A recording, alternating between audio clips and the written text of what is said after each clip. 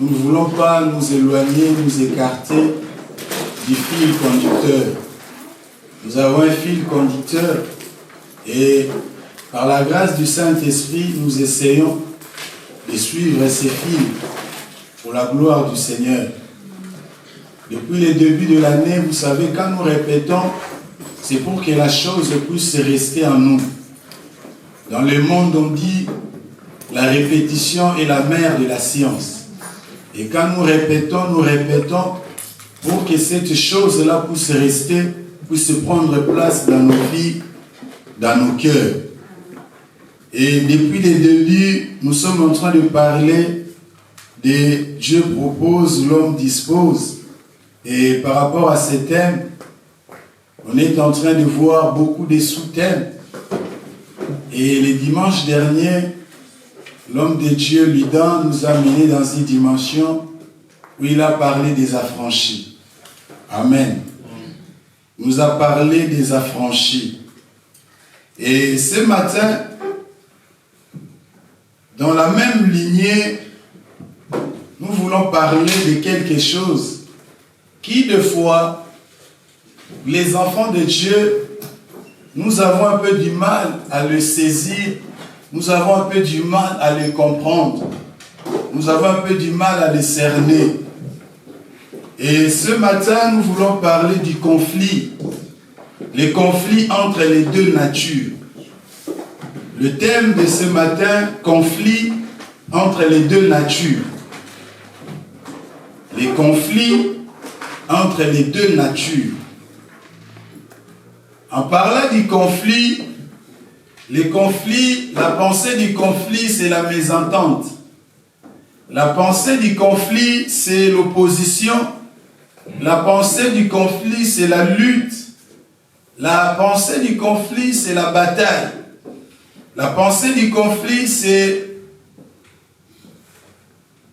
les combats. Et la pensée du conflit, c'est la guerre.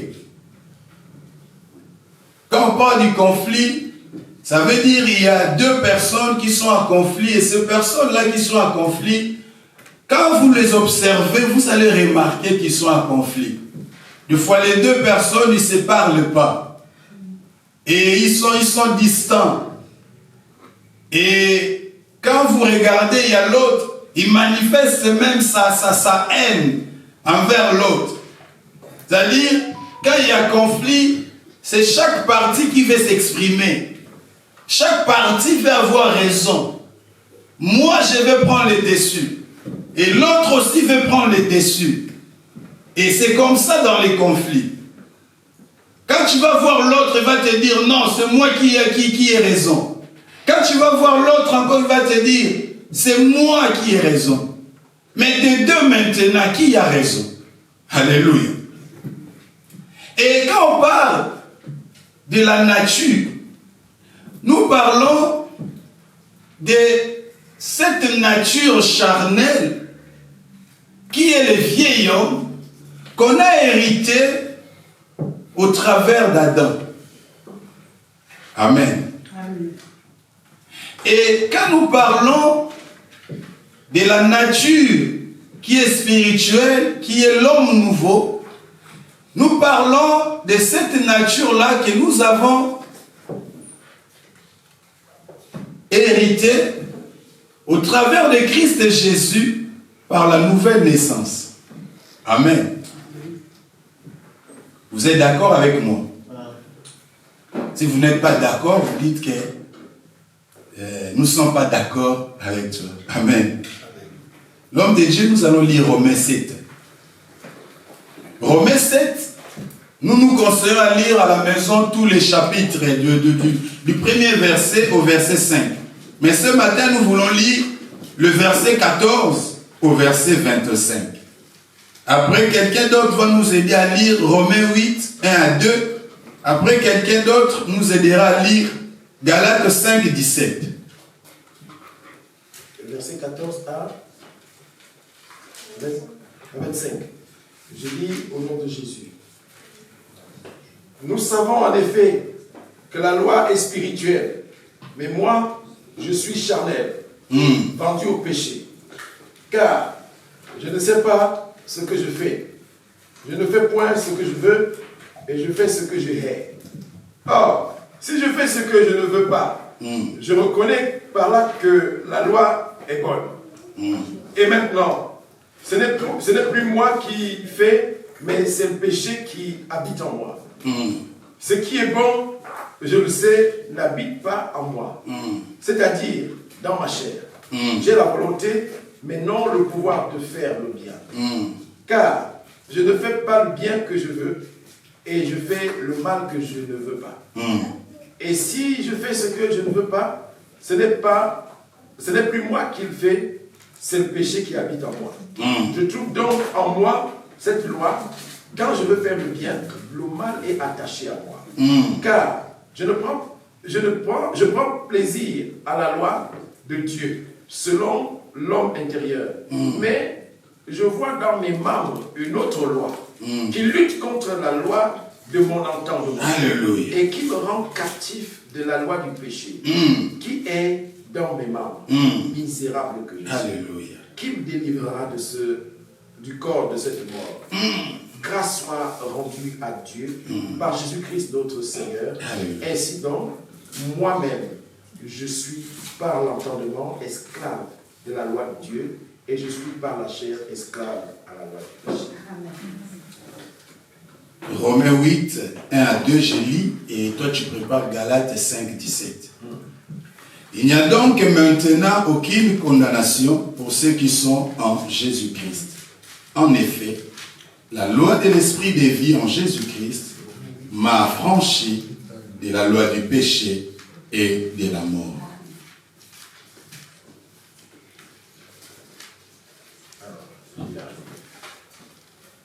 Galates 5, verset 17.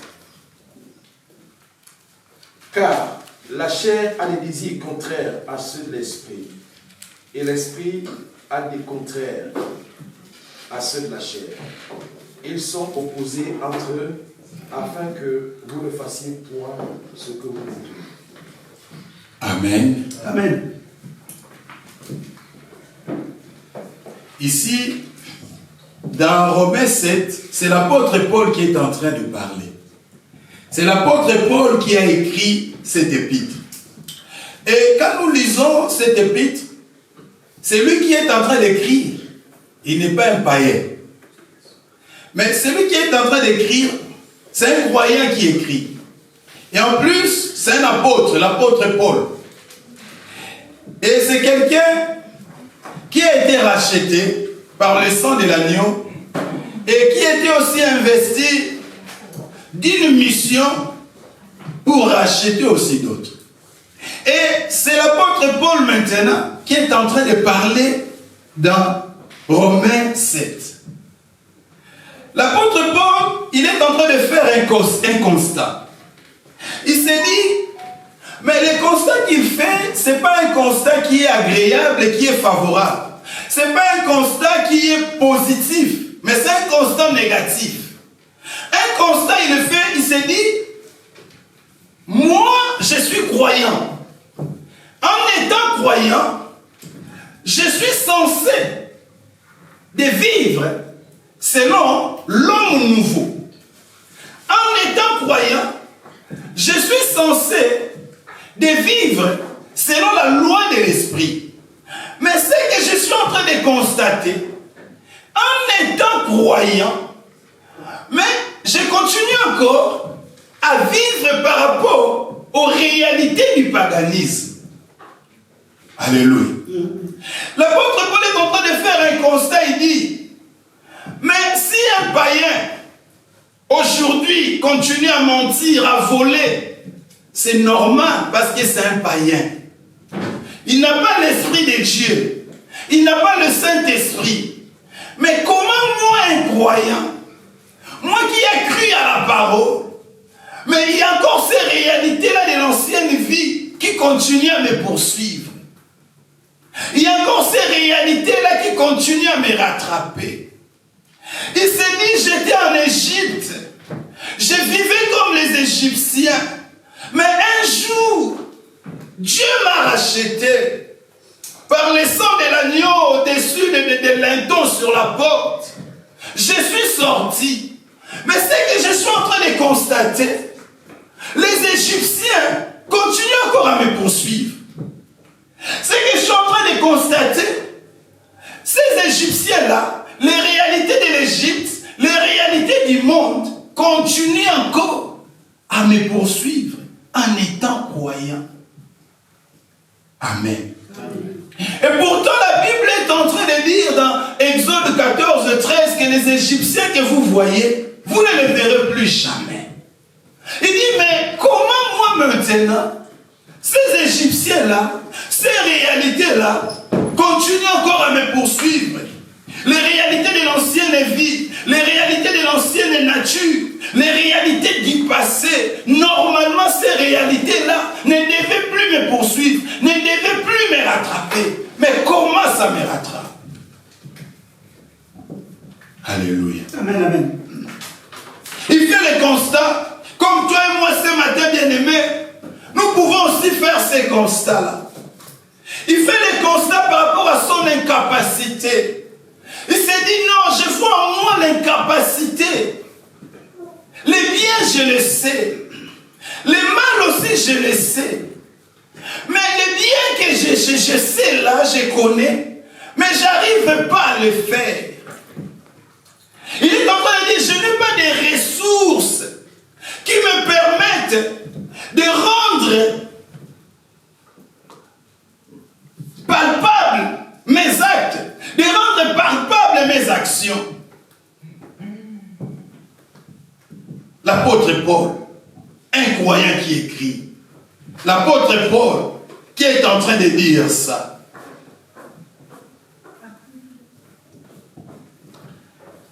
Bien-aimé sœur, laisse-moi te dire ce matin, Dieu veut faire un travail de profondeur dans nos vies. Dieu veut faire un travail, bien-aimé, de détails dans nos vies. Mais les problèmes aujourd'hui, nous ne laissons pas la place à Dieu de faire un travail. Nous ne laissons pas la place à Dieu, bien-aimé, de faire un travail de fond, bien-aimé, dans nos vies.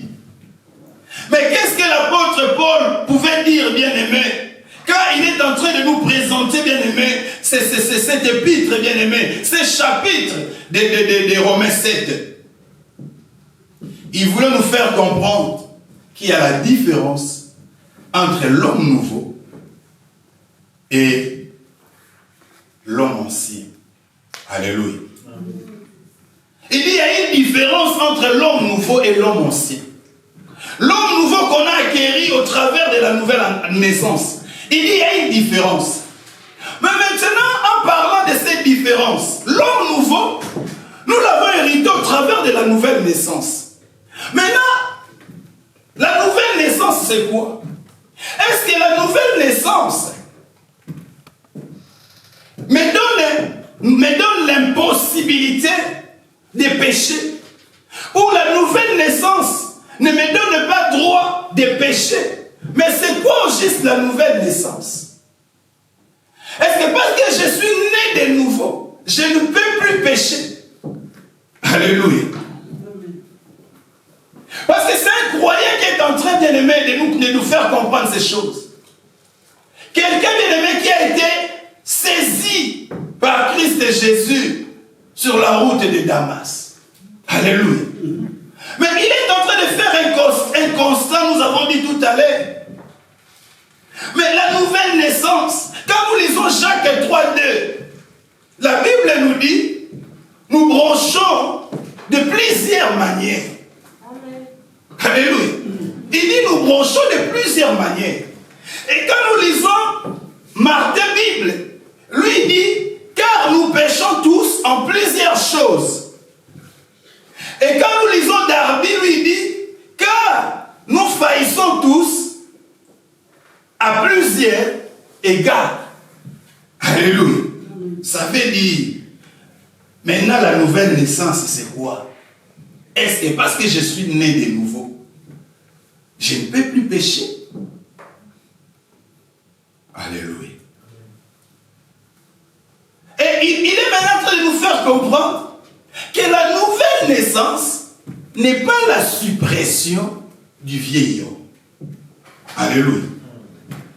C'est-à-dire, ce n'est pas parce que je suis né de nouveau que l'homme ancien est parti. Non.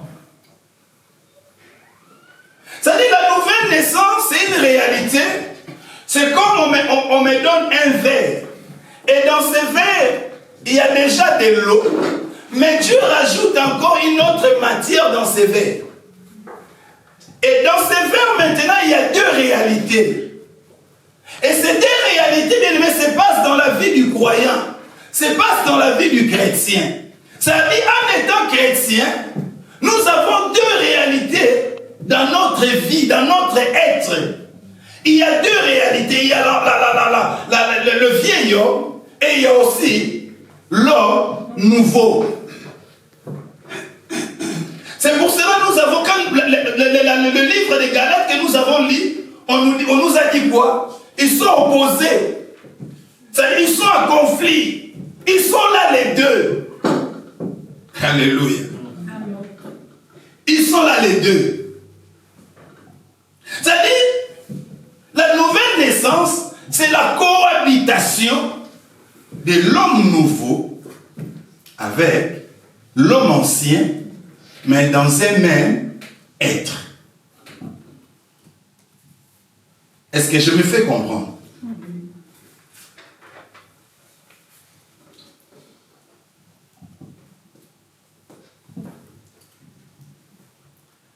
Ça veut dire quoi?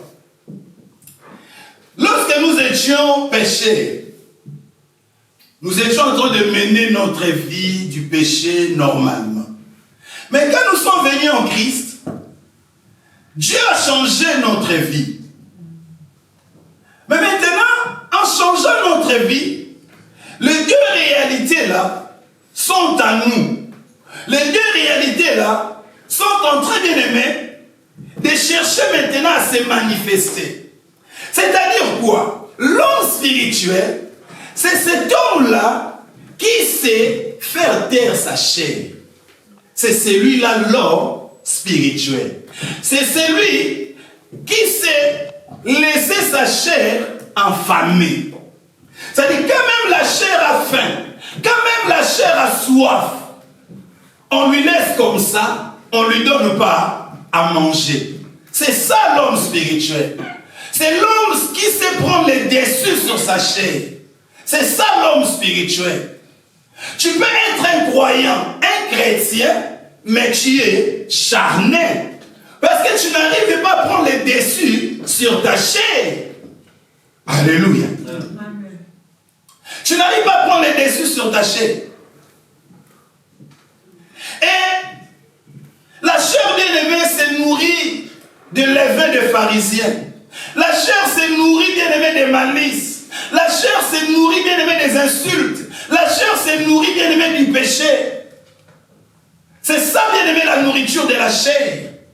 C'est pour cela des fois quand nous nous gênons, nous disons quoi? Nous mortifions bien-aimée la chair, nous mortifions les corps.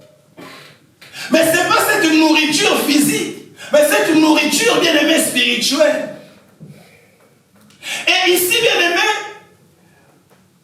l'apôtre Paul est en train de nous faire comprendre maintenant que le problème ici, bien-aimé, ce n'est pas le problème de vouloir. Tout à l'heure, l'homme de Dieu, il a lu Philippiens 2. Dieu crée en nous le vouloir et le faire. Le problème de l'apôtre Paul, ce n'était pas le problème de vouloir. Parce que l'apôtre Paul, il dit, j'ai la volonté.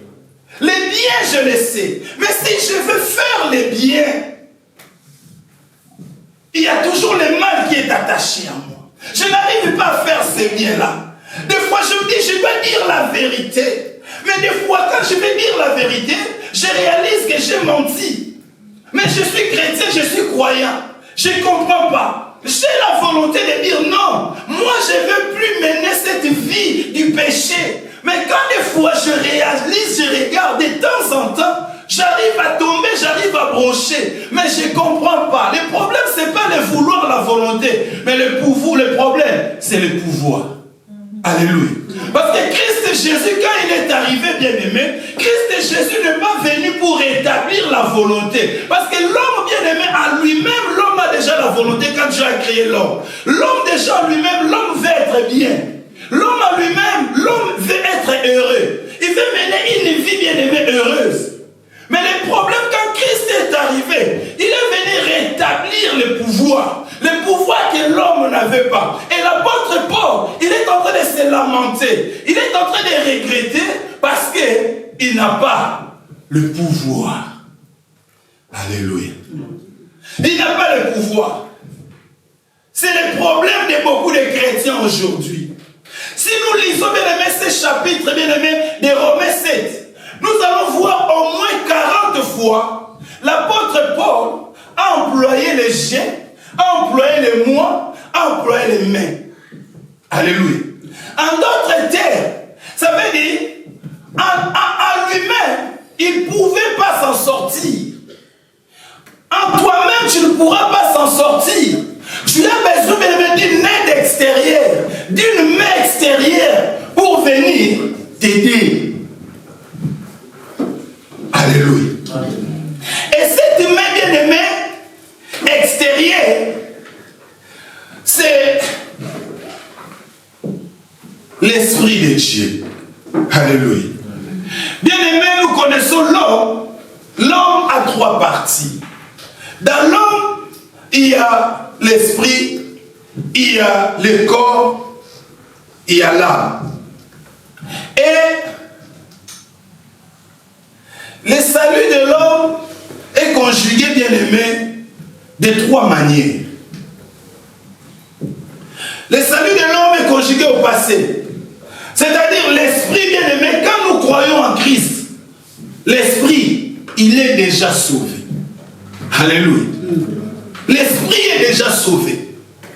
Et maintenant, l'âme, c'est là le siège des émotions, de la volonté, des sentiments. Et l'âme maintenant est conjuguée au présent continuel. Parce que l'âme est en train d'être sauvée. C'est-à-dire, le travail de l'âme, c'est le travail de tous les jours.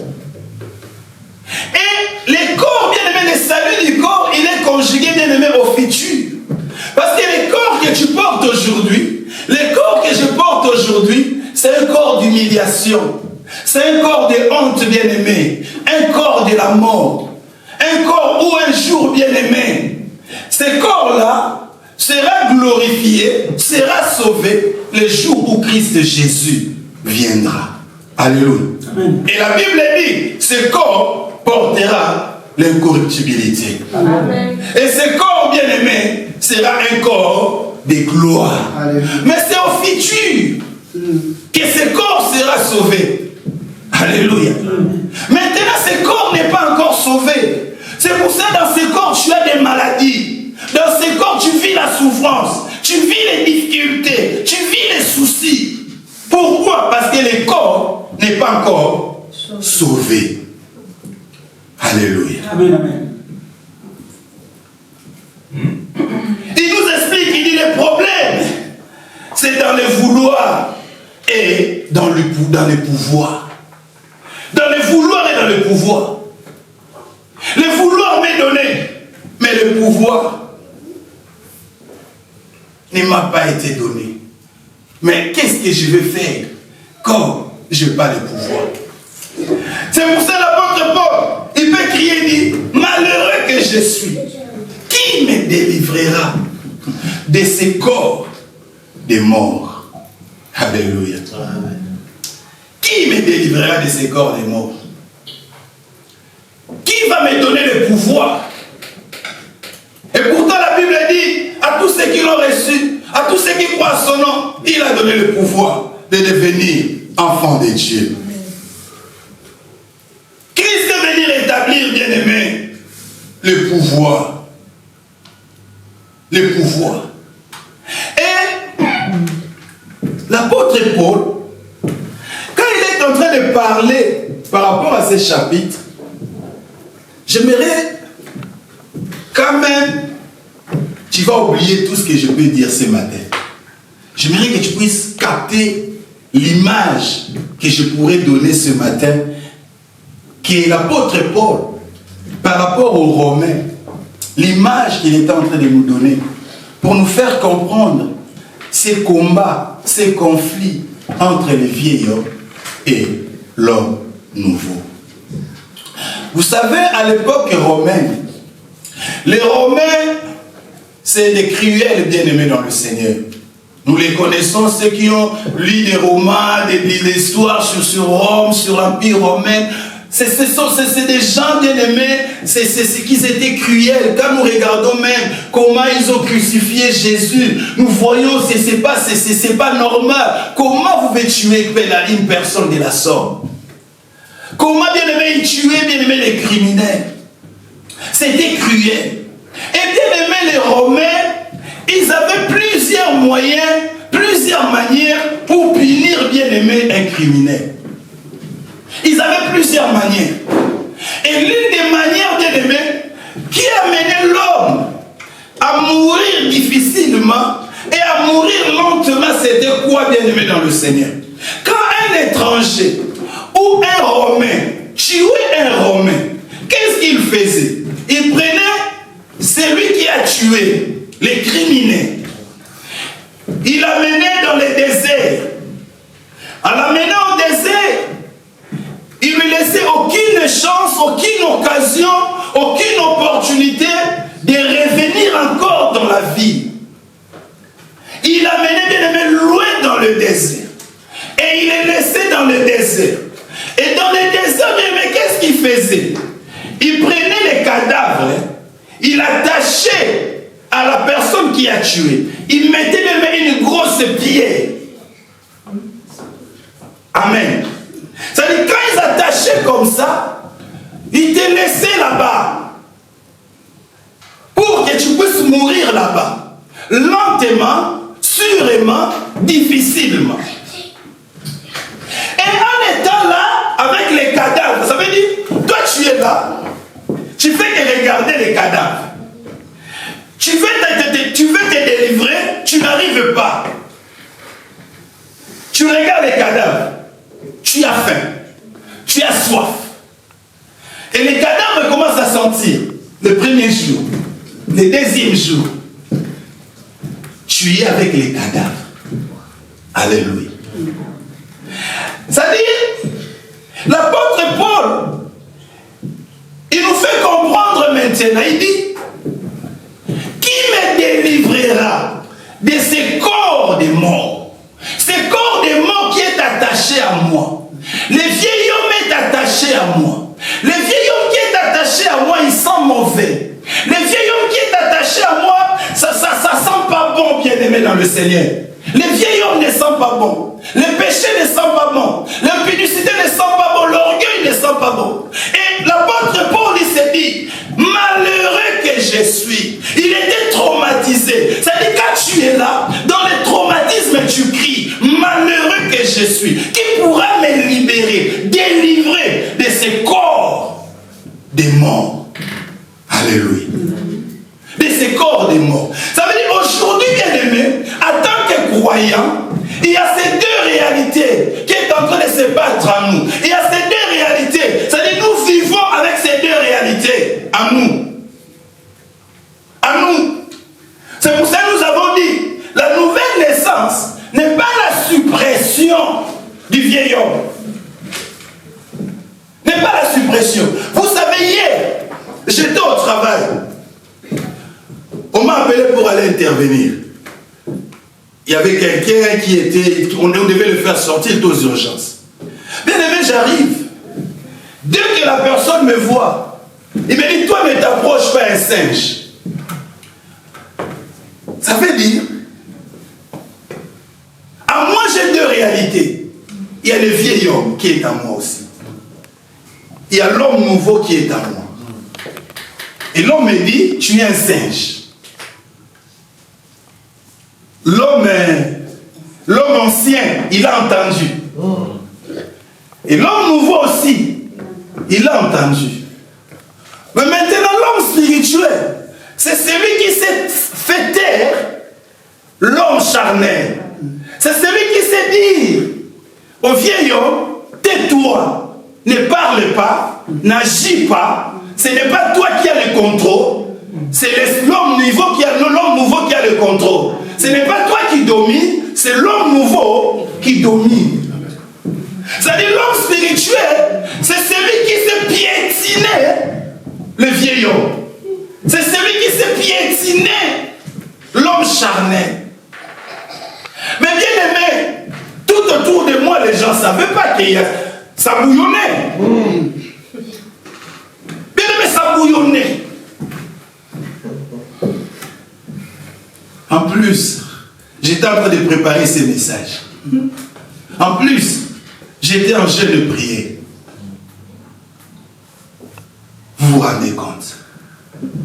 Et je devais dire à la chair, tais-toi, ne réagis pas. Et la chair n'a pas réagi.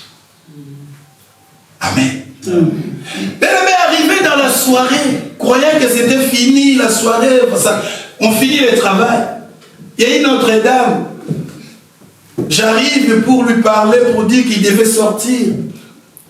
La dame me dit, mais c'est pas l'époque de l'esclavagisme où vous étiez attachés, tout ça. Et ce n'est même pas moi qui ai réagi, mais c'est quelqu'un d'autre qui la chair a parlé, qui la chair a réagi. A dit, madame, tais-toi. Madame, tu ne peux pas dire des hommes. Tu sors, madame. Et on a sorti cette dame. Et après, j'ai vu des gens qui me disent, ah, monsieur, félicitations. Quel est ce calme-là? Amen. C'est parce que je réussis à dire à l'homme charnel, tais-toi. Ce n'est pas toi qui as le monopole. Le monopole, c'est l'homme nouveau qui a le monopole. Amen. Et les deux réalités bien-aimées passent aujourd'hui à nous. C'est pour cela que tu verras des fois, tu marches dans la rue, l'Esprit de Dieu te souffle quelque chose comme ce jour-là, bien-aimé, les bons samaritains. Tu trouves quelqu'un, il est par terre, il a besoin. Tu lui viens en aide, tu lui donnes quelque chose. Tu fais comme Jésus pouvait faire. Mais tu rentres aussi chez toi, ton mari te fait quelque chose et tu n'as pas aimé tout ça. Et la chair réagit. Ah, qu'est-ce que tu crois? Parce que tu m'as mené en erreur. Ah, c'est si. Alléluia. Et toi aussi, l'homme, il y a la chair aussi qui peut s'élever. Même si tu ne vas pas donner peut-être une claque, mais tu pourras quand même feinter. Amen.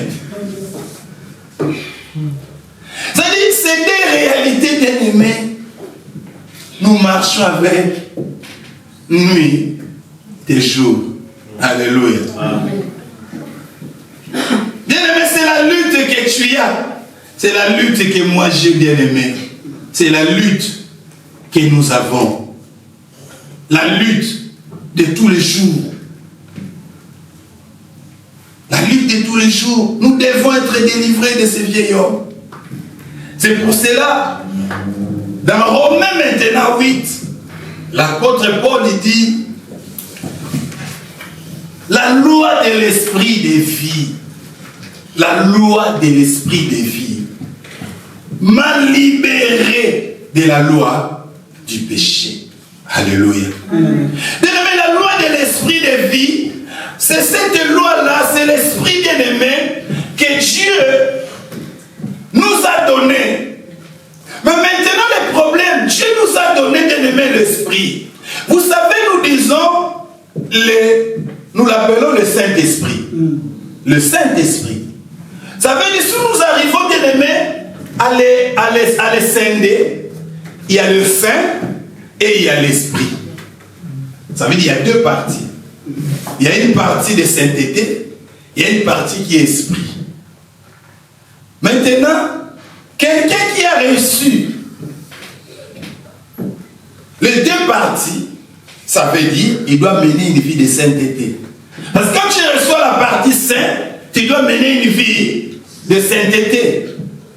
Et nous réalisons aujourd'hui, bien-aimés, il y en a parmi nous, ils ont reçu juste la partie esprit, mais la partie sainteté, et ils n'ont pas reçu cela. Parce que nous regardons maintenant la manière de vivre, bien-aimés. Il dit la loi de l'esprit de vie.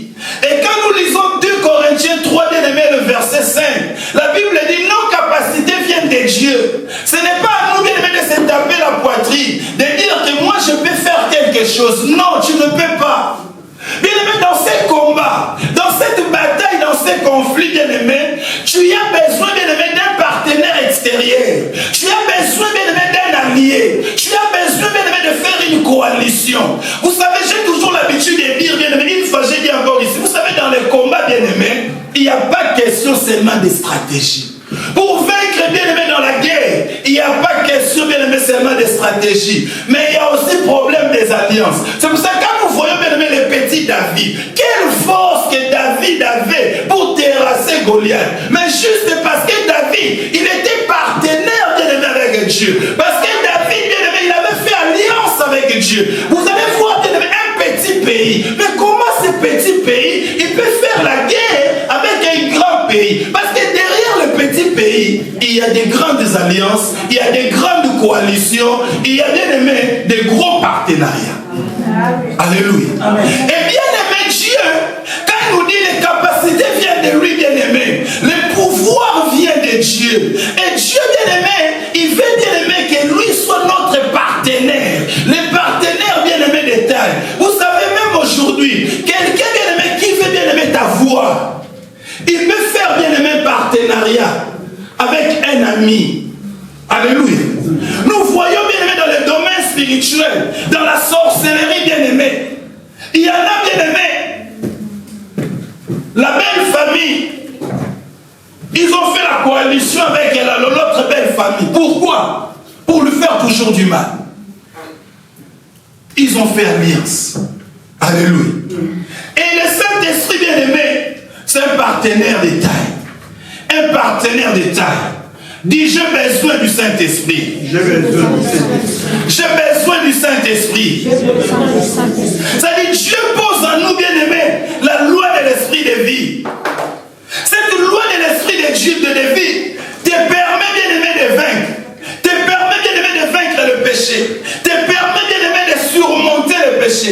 Ça veut dire, si, bien aimé, cette loi de l'esprit de vie n'est pas posée sur toi, bien aimé, tu ne pourras jamais vaincre le péché. Alléluia. C'est pour ça que l'apôtre Paul dit, il n'y a plus de condamnation pour ceux qui sont en Jésus. En effet, la loi de l'esprit de vie en Jésus-Christ m'a libéré de la mort. L'heure est en train d'avancer. Je vais essayer d'avancer aussi. Alléluia. Amen. C'est lui, le Saint-Esprit, qui doit être ton premier partenaire. C'est lui qui doit nous aider dans le combat. C'est Dieu, c'est lui, bien-aimé, qui nous donne cette chose qui est la plus importante, bien-aimé.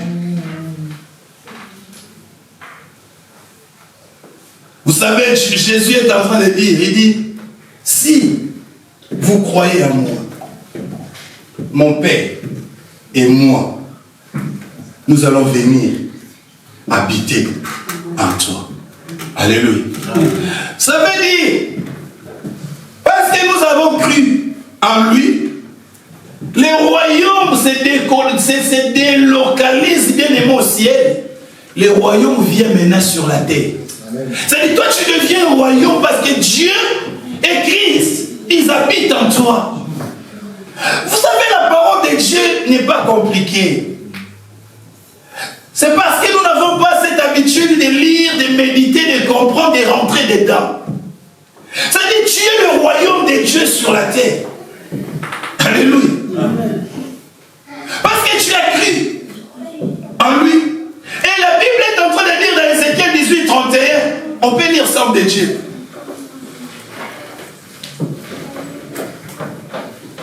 Ézéchiel chapitre 18.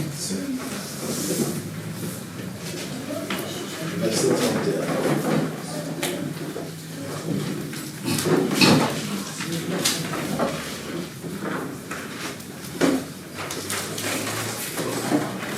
Si vous êtes, nous allons lire. Amen. Ézéchiel 18, 31, il est écrit ceci. Rejetez loin de vous toute transgression par laquelle vous avez péché. Faites-vous un cœur nouveau et un esprit nouveau.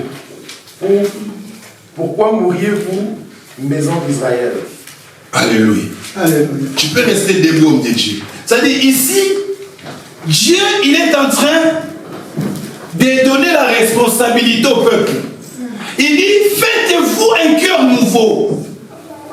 C'est-à-dire, la responsabilité de changer, Dieu est en train de donner la responsabilité au peuple. Il dit, c'est à vous la responsabilité de changer. Vous savez la différence entre l'ancienne alliance et la nouvelle alliance? Dans l'ancienne alliance, on leur donnait des lois, on leur donnait des commandements. Tu ne feras pas ceci, tu ne feras pas cela, tu ne tueras pas tout ça. Mais dans la nouvelle alliance, non seulement la loi elle est sainte, mais nous avons aussi l'esprit de la loi avec nous. Alléluia. Et Dieu maintenant, il se rend compte que le peuple de lui-même, il ne pourra pas se faire un cœur nouveau. Et qu'est-ce que Dieu fait? Dieu, il cherche maintenant à corriger cela. Il dit non, la responsabilité ne sera pas totalement à l'homme. Mais moi aussi, je dois prendre une partie des responsabilités. Alléluia.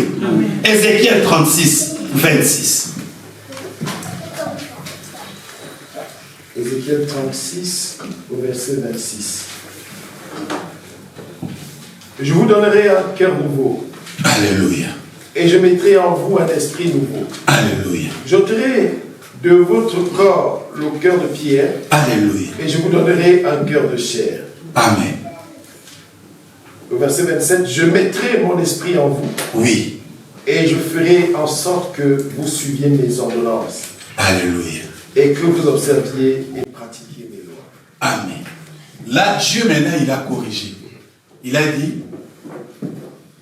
la responsabilité n'est pas seulement de votre côté, mais moi aussi, je prends maintenant cette charge-là de vous donner un cœur nouveau, de vous donner un cœur de chair, de vous donner un esprit nouveau. Alléluia. Amen, amen. Je vais lire Ézéchiel 2. Ézéchiel 2.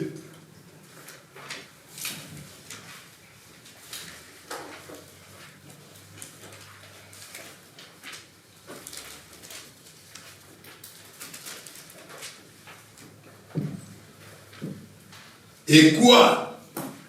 Le Seigneur dans sa... Excusez-moi, j'étais dans lamentation.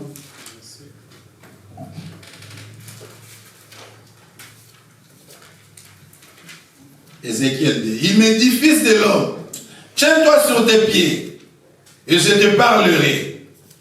Dès qu'il m'eut adressé ces mots, l'Esprit entra en moi et me fit tenir sur mes pieds. Et j'entendis, c'est lui qui me parlait. Alléluia. Amen. Dieu, il donne un ordre. Quel est cet ordre? Dieu, il dit, il me dit, fils de l'homme, tiens-toi sur tes pieds et je te parlerai. Dieu lui donne un commandement. Mais le verset 2 maintenant, Dieu, quand Dieu il a parlé, il a donné un commandement. Et qu'est-ce que lui, quand il a respecté, il a obéi à ce commandement, il s'est mis debout. La Bible dit, l'esprit entrant en lui. Alléluia. Bien-aimé dans le Seigneur, dans chaque parole, il y a un souffle. C'est-à-dire, là, quand je suis en train de parler, là, il y a mon souffle aussi qui accompagne ma parole. Ça veut dire quoi? Quand Dieu, il a parlé, il a entendu, et parce qu'il a entendu, la parole de Dieu a été accompagnée avec un souffle. Et le souffle, c'est quoi? C'est l'Esprit de Dieu. Le souffle, c'est quoi? C'est le Saint-Esprit. Donc, dans ces combats bien-aimés dans le Seigneur, le Saint-Esprit, c'est un allié de taille pour nous aider. C'est pour ça que la Bible est en train de dire, n'attristez pas le Saint-Esprit de Dieu, pour lesquels vous avez été scellés pour le jour de la rédemption. Ephésiens 4:30. Il dit, n'attristez pas le Saint-Esprit de Dieu. Quand un homme parle, bien-aimé, il n'y a pas seulement la parole, mais il y a aussi le souffle qui va avec la parole. Il y a aussi le souffle qui va avec la parole. Quand Dieu parle, il y a le souffle qui va. Nous devons laisser, bien-aimé, à Dieu cette place, bien-aimé, de nous changer, de nous transformer. Laissez à Dieu la place, bien-aimé. Il faut que l'Esprit entre en nous. Il faut que l'Esprit, bien-aimé, puisse prendre place en nous. Aujourd'hui, bien-aimé, l'Esprit, il peut être là, mais il est attristé. Mais s'il est attristé, comment voudrions-nous, bien-aimé, que l'Esprit puisse agir? Comment voudrions-nous? Comment voudrions-nous que l'Esprit puisse agir? Le Saint-Esprit n'est pas là seulement, bien-aimé, pour nous faire, bien-aimé, parler en langue. Non. Le Saint-Esprit n'est pas là seulement pour nous donner ces dons, bien-aimé, de prophétie. Non. Mais le Saint-Esprit, bien-aimé, a un travail de profondeur qui, quand il vient dans nos vies, quel est ce travail? C'est de nous transformer à la ressemblance de Christ. C'est faire en sorte que nous puissions devenir comme Christ. C'est le premier travail que le Saint-Esprit vient faire à nous, bien-aimés. Parler en langue, c'est un don. Prophétiser, c'est un don. Un chrétien qui est charnel, il peut avoir le don de prophétie, la parole de connaissance, le don de foi, parler en langue. Mais un chrétien charnel, il n'est pas transformé à l'image de la ressemblance de Jésus. Il n'est pas devenu comme Christ. Or, le travail du Saint-Esprit, c'est ça, bien-aimé, nous changer, nous transformer. Si aujourd'hui on pouvait donner les noms, bien-aimés, dans nos assemblées, moi je dirais, le nom c'est la ressemblance de Jésus-Christ. Devenir comme Jésus-Christ. C'est ça le travail du Saint-Esprit. Nous devons atteindre l'image, bien-aimé. Aujourd'hui, quand on nous regarde, bien-aimé, nous avons encore notre image en nous. Il n'y a pas l'image de Christ en nous. C'est ton image qui marche. C'est ton image qui parle. C'est ton image qui agit. Mais il n'y a pas l'image de Christ. Quand les gens te regardent, me regardent, ils ne voient pas Christ, bien-aimé. Ils voient toi. Quand tu parles, ils attendent que toi. Ils n'attendent pas une parole de Christ dedans.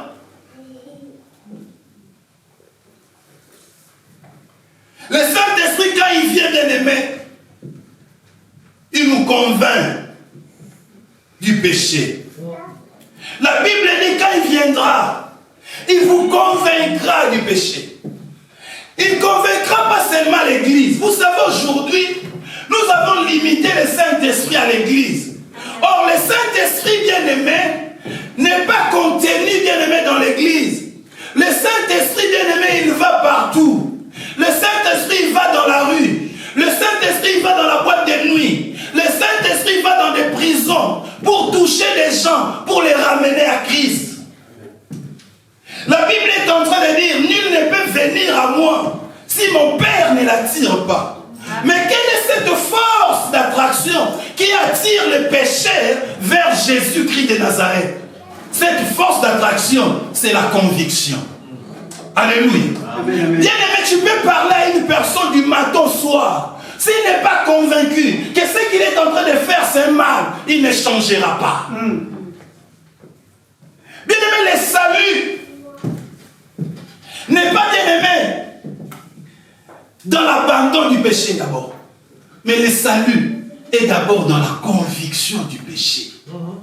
Savoir que ce que je suis en train de faire est mal. Alléluia. Ce que je suis en train de faire est une faute. Ce que je suis en train de faire, c'est un péché. Alléluia. Mais si j'arrive maintenant à le savoir, être convaincu, c'est à cela que je vais abandonner. L'abandon d'abord, bien-aimé. Aujourd'hui, la plupart des prédicateurs que nous sommes, quand nous prêchons par exemple la repentance, nous commençons d'abord par l'abandon des œuvres mortes, abandon des péchés. Mais comment la personne va abandonner s'il n'est pas convaincu que l'impudicité il est mauvais, s'il n'est pas convaincu que l'adultère il est mauvais, s'il n'est pas convaincu que le vol il est mauvais, les mensonges, la haine, nous envoyons des gens, va demander pardon. Mais la personne n'est pas convaincu que ce qu'il a fait c'est mal, il ne demandera pas pardon. Amen, amen, amen, amen. Il faut d'abord faut que le Saint-Esprit les convainc. C'est pour cela que nous avons remarqué des gens. Quand il va donner son témoignage, il te dit, moi j'étais dans la boîte de nuit, en train de danser, mais j'ai entendu une voix. Et je suis sorti. C'est peut-être que j'entendais déjà, ils étaient en prison. Mais c'est en prison que le Saint-Esprit les a convaincus. En sortant de prison, ils ont changé de vie. Bien aimé, la conviction, tout commence d'abord par la conviction. Tout commence d'abord par la conviction. L'esprit, il fait la cour. Vous savez, bien aimé, je ne sais pas ici comment ça se passe. Le pasteur Samuel, il essaie. Quand, je crois le pasteur Clément aussi. Vous savez, au pays, en Afrique, des fois, quand tu voyais une belle femme passer, il y avait des anti-gangs qui dans les quartiers, c'est-à-dire des vieux qui sont là, il peut appeler un petit, il envoie. Il dit, tu vois cette fille-là qui passe là, va l'appeler pour moi. Tu lui dis, le maestro, il t'appelle. Ah, qui m'appelle? Ah, vieux Django. Le vieux frère. Le vieux Django, il a besoin de toi. Et tu verras, la fille aussi, elle va se déplacer. Et bien aimé dans le Seigneur, Christ Jésus, il avait déjà fait le travail. Il a accompli tous les travaux. Il était là maintenant, sur son trône. Il est là sur son trône. Et toi, un jour, quand tu étais en train de passer, il dit, mais, elle là, elle me plaît. Et dit au Saint-Esprit, vas-y, va lui faire la cour. Dis-lui, le maître a besoin de toi. Dis-lui, le grand maître Jésus, le plus beau entre 10 000, a besoin de toi. C'est pour cela, ce jour-là, quand tu étais des fois dans le péché, tu n'as pas compris. Qu'est-ce qui t'a poussé à changer? Qu'est-ce qui t'a poussé à te détourner? C'est parce qu'il y avait un esprit qui t'avait convaincu. Un esprit qui t'avait dit, le maître a besoin de toi. C'est pour cela qu'il a envoyé les disciples ce jour-là. Jésus est merveilleux, bien aimé dans le Seigneur. Il envoie les disciples. Il leur dit, si on vous demande, dites-le, le maître en a besoin. Bien aimé, depuis longtemps, ce n'est pas aujourd'hui quand je suis venu dans l'église, mais c'est depuis longtemps que le Saint-Esprit, il te faisait la cour. Il te faisait la cour pour le grand maître Jésus-Christ. Alléluia.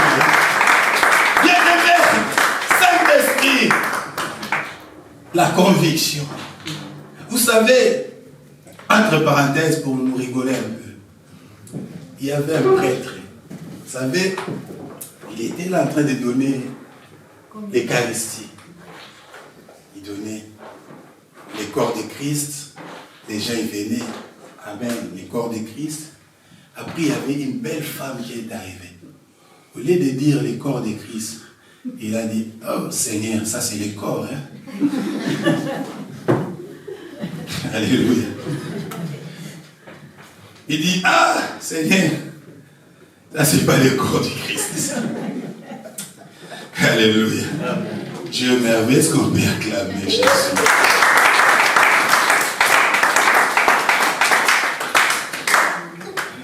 Bien-aimé dans le Seigneur, la conviction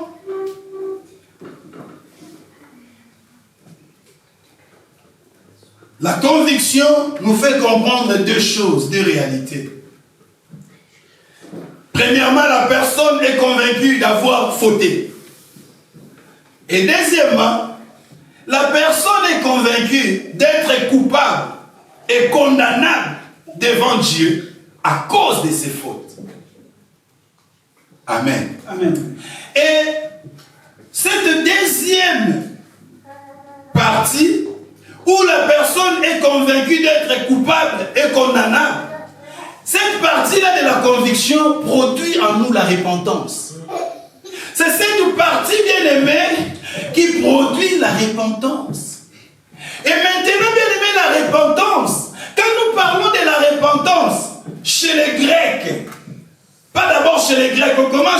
Hébreux. Chez les Hébreux, quand ils parlaient de la repentance, ils parlaient, bien aimé, de faire un demi-tour. Un demi-tour. C'est-à-dire quoi? J'étais dans une direction. Quand je suis convaincu, je change de direction, je tourne le dos à l'ancienne vie. Je tourne le dos à l'ancienne direction. J'étais dans une direction de mensonge. Et quand je suis convaincu, quand je tourne le dos, je prends la direction de la vérité. C'est ça, bien-aimé, la repentance chez les Hébreux. C'est se détourner, bien-aimé, de la direction. Mais maintenant, aujourd'hui, quand nous remarquons dans les églises, dans nos vies, au lieu de faire demi-tour, nous avons fait un quart de tour. Alléluia. Parce que quand on me dit demi-tour, je fais ça. Ça. C'est demi-tour. J'ai tourné le dos. Mais quand maintenant je suis là, on me dit un quart de tour, je fais juste ça. Ça, c'est un quart de tour. Et maintenant, le quart de tour que j'ai fait, ça veut dire, j'ai la capacité de regarder dans la nouvelle direction et la capacité de regarder dans l'ancienne direction. Ça veut dire, je suis tiède. Ni chaud, ni froid. Déséquilibré. C'est ça aujourd'hui dans nos églises. Au lieu de faire demi-tour, nous avons fait un quart de tour. C'est pour cela qu'Élie pouvait dire au peuple, jusqu'à quand clocherez-vous de deux côtés? Jusqu'à quand clocherez-vous de deux côtés? Si Dieu il est Dieu, allez vers Dieu. Si Baal il est Baal, c'est votre Dieu, allez vers Baal. Mais au lieu de clocher de deux côtés, tantôt vous êtes en train de servir Baal, tantôt vous êtes en train de servir Dieu. C'est le déséquilibre. C'est pour cela que Josué leur a dit aussi, choisissez qui vous voulez servir. En d'autres temps, vous voulez leur dire, ne faites pas le quart de tour, mais faites un demi-tour. Changez, tournez le dos à l'idolâtrie. Alléluia. Amen, amen. C'est ça, bien-aimé dans le Seigneur. Et deuxièmement, bien-aimé, chez la repentance, bien-aimé, chez les Grecs, c'est métanoïa. Ça veut dire changement de mentalité. Changement de mentalité, bien-aimé. Vous savez, tu ne peux pas changer les actes de quelqu'un si tu ne changes pas d'abord sa manière de réfléchir.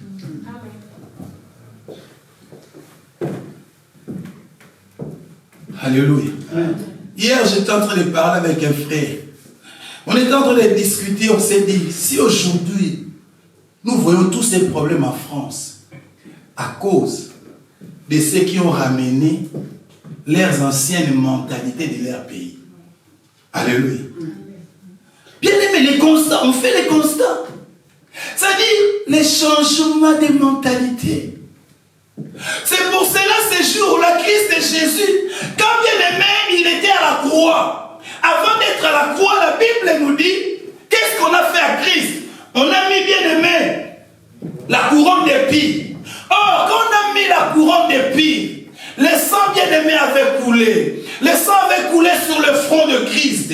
Or, ce sang qui avait coulé, bien-aimé, c'était l'image, bien-aimé, de la purification. Purifier, bien-aimé, la mentalité. Purifier les pensées, bien-aimé. Purifier, bien-aimé, l'intelligence. C'est pour cela, Romains 12 est en train de dire, de soyez transformés par le renouvellement de l'intelligence. Christ est venu purifier notre mentalité. Christ est venu purifier, bien-aimé, notre pensée. Il est venu purifier, c'est pour ça le sang coulait sur son front. C'est pour ça qu'on pouvait aussi voir même ce jour-là David. La Bible dit, il était devant Goliath. Il était là, il était un petit bien-aimé. Goliath était grand. Mais la Bible ne nous dit pas que que ce jour-là, quand David il a lancé la pierre, il a tapé Goliath sur l'épaule. La Bible ne dit pas ça. La Bible ne dit pas que la pierre a tapé bien aimé Goliath sur la jambe. La Bible ne dit pas ça. La Bible ne dit pas que ça l'a tapé sur le thorax. Non. Mais la Bible dit ceci. La pierre ce jour-là, ça l'a tapé sur le front. C'était l'image de quoi? Les païens, les circoncis devaient changer leur mentalité. Parce que les circoncis, ils ne croyaient pas au véritable Dieu. Il a fallu que ce jour-là, que les païens, les circoncis, puissent changer la mentalité, puissent changer leur pensée de réfléchir par rapport à la divinité, par rapport au royaume de Dieu. Ce jour-là, quand nous lisons, bien aimé, nous voyons dans Zacharie. La Bible est tombée dans Zacharie 3. Ce jour-là, le sacrificateur Josué, la Bible dit, l'ange accusateur, il vient l'accuser. On vient l'accuser. Mais l'ange, il dit, bon, il rejette les diables. Il les chasse Satan. Il donne l'ordre à l'ange de vêtir les sacrificateurs Josué.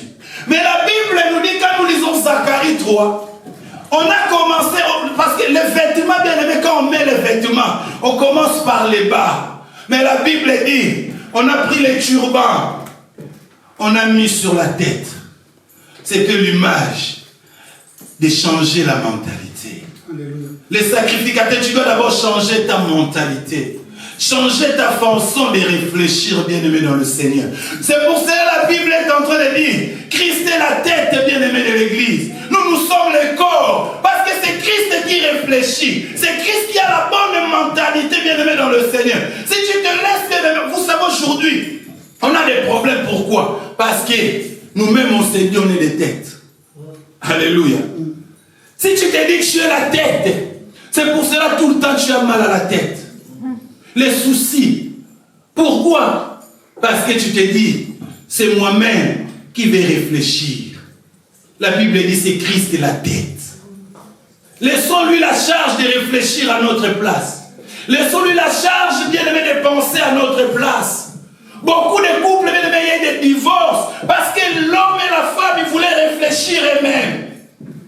Il dit, non, j'ai réfléchi. Ce que tu as fait, c'est mauvais. Mais ils n'ont pas laissé Jésus réfléchir à leur place.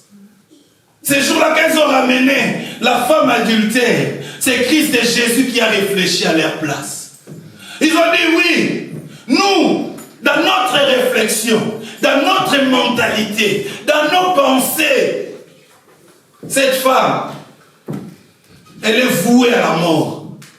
Mais toi maintenant, dans ta réflexion, Jésus, toi dans ta mentalité, ta nouvelle mentalité, parce que Christ était venu amener la nouvelle mentalité. Et ils avaient l'ancienne mentalité. Dans l'ancienne mentalité, cette femme, elle était vouée à la mort.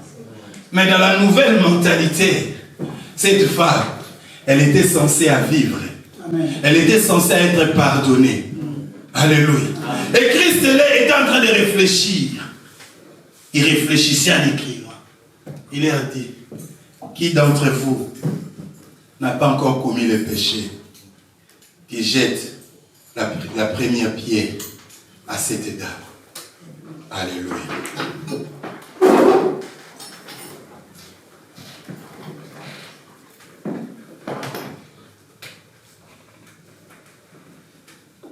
Le changement de mentalité. Ce matin, nous allons nous tenir debout. Nous allons prier. Ce matin, nous avons compris que les deux réalités habitent en nous. Ce matin, nous avons compris que nous avons besoin de l'Esprit de Dieu. Nous avons besoin de capacités venant de Dieu. Nous avons compris ce matin que nous avons besoin de changer notre mentalité. Tu vas élever ta voix. Tu vas prier encore ce matin. Que Dieu puisse te venir encore en aide. Tu vas prier et dire, Seigneur, ce matin, j'aimerais que tu sois mon partenaire. Ce matin, Seigneur, que tu sois mon partenaire dans tous les combats de la vie, dans tous les combats de la chair, que toi tu sois mon partenaire. Seigneur, des fois je prends la décision de ne plus mal parler, mais j'arrive toujours des fois à être surpris que j'avais mal parlé. L'apôtre Paul est en train de dire, les biens je les sais, je connais la loi de Dieu, je connais la parole de Dieu, mais le pouvoir je n'ai pas. Et ce matin tu vas prier, dire Seigneur, donne-moi le pouvoir, les capacités d'abandonner, la force de laisser. Il dit, je veux, mais je ne peux pas. Il voulait, mais il ne pouvait pas. Et Christ a rétabli, bien-aimé, ce pouvoir en toi. La Bible dit, je vous ai donné le pouvoir. Ce matin, tu vas élever ta voix. Tu vas encore prier. Nous prions à notre Seigneur. Alléluia.